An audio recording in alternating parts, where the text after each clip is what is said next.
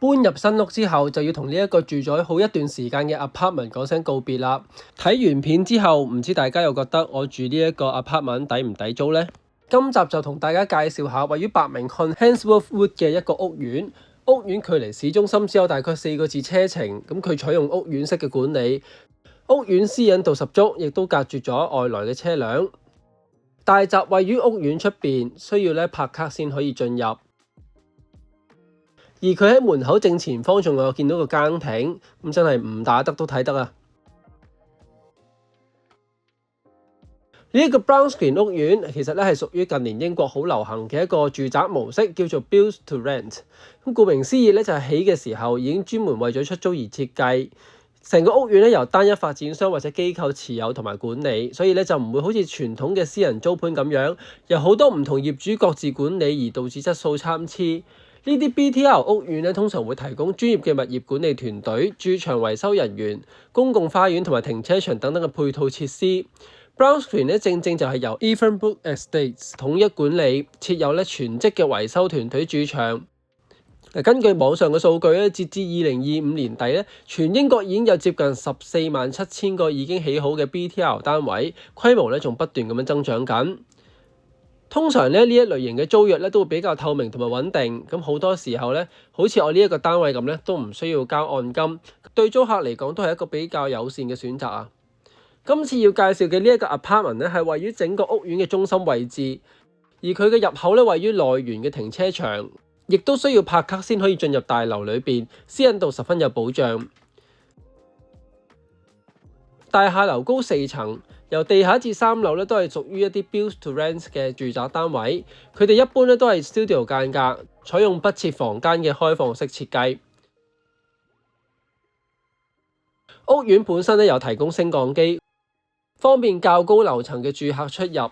今次要介紹嘅單位位於1樓，行樓梯上去都只需要大概20級之內，而且佢上樓梯嘅斜度比較平順，行上去都唔會感到吃力。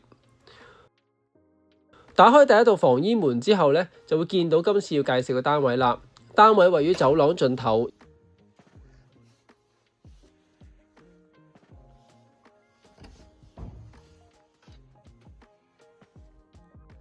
入到屋裏邊左邊第一間房就係廁所，廁所採用黑廁設計，浴室潔具一應俱全，加塊浴簾就可以即刻用啦。而單位玄關嘅右邊就係一個 boiler 房，入邊有層架同埋一細細個嘅掛鈎，方便住客擺放私人物品。全屋嘅水錶同埋電錶亦都喺呢個位置，方便日後檢查同埋維修。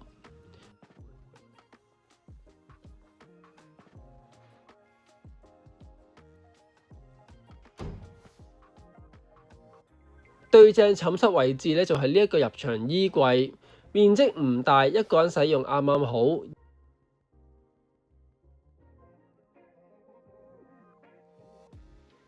而衣櫃對面就係發展商預設嘅寢室區域，空間足夠安放一張雙人床。靠窗邊嘅位置就係開放式廚房同埋一個多用途區域，住客可以按需要擺放家私。呢度空間大概有100零尺左右，擺家私都可以顯得比較靈活。而上網線同埋電視天線都係位於窗台附近嘅位置。今次介紹嘅單位嘅窗就面向西北，咁喺下晝嘅時間顯得特別多陽光。廚房嘅儲物空間十分足夠，佢有多個地櫃可以擺放各式餐具。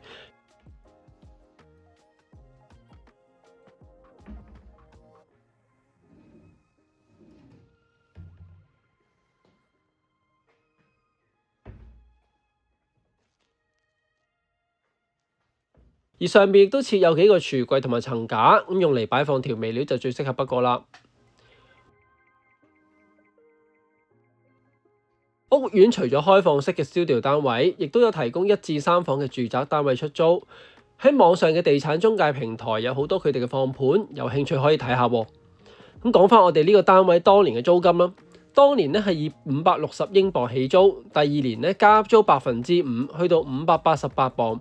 去到最後一年就加租5.1%，租金就變成618鎊。今次介紹呢一個單位咧，位於內園盡頭，咁出邊咧設有一個大概可以泊20幾架車嘅停車場。由於係掘頭路嘅位置，就唔會有車來車往嘅問題，噪音都比較少。而呢度嘅車位亦都十分充足，雖然咧冇固定專屬車位，但係以我哋經驗嚟講，一般咧都唔會有爭車位嘅情況發生。屋苑嘅其他部分咧有唔同屋型嘅單位，咁以我哋今次介紹緊嘅單位間隔為例，而家網上面都有一個放租緊嘅盤，每個月租金咧係685磅，開支咧同我哋今次介紹嘅呢一個好相似。佢嘅 Council Tax 屬於 Band A， 如果你一個人自己住嘅話咧，仲可以申請折扣，享有 Council Tax 嘅優惠。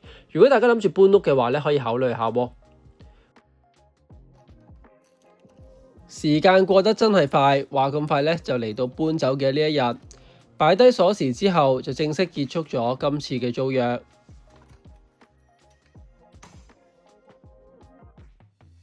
我哋喺呢間屋咧亦都留低咗好多回憶，煮咗好多嘢食，過咗好多開心嘅日子。咁當然啦，我哋亦都喺呢間屋入邊咧製作咗大部分2025年嘅 YouTube 片段，咁裏邊咧充滿咗我哋美好嘅回憶，亦都見證住咧伯明翰嘅城市變遷。希望去到新嘅環境，我哋咧亦都會有新嘅發展，所有嘢咧亦都變得越嚟越好。多謝大家收睇，如果大家中意影片嘅話，記得讚好同埋訂閱。有咩想講，亦都可以喺下邊留言話俾我哋知。我哋下次再見，拜拜。